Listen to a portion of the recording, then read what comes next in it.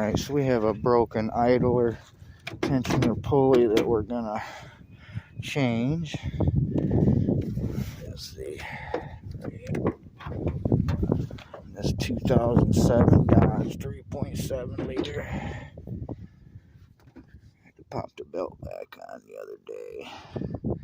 Where's she at? Right down here. I hope I don't have to take the damn fan and stuff off. Let's see, where's it at? Right here.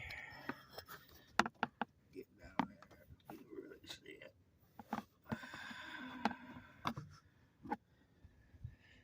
So,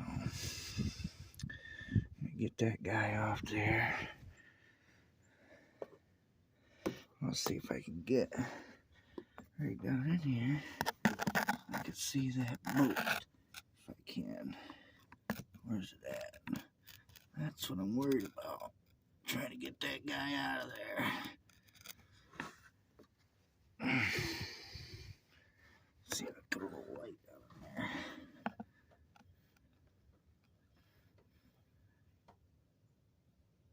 That ain't too bad. It should come out. It's 13 millimeter.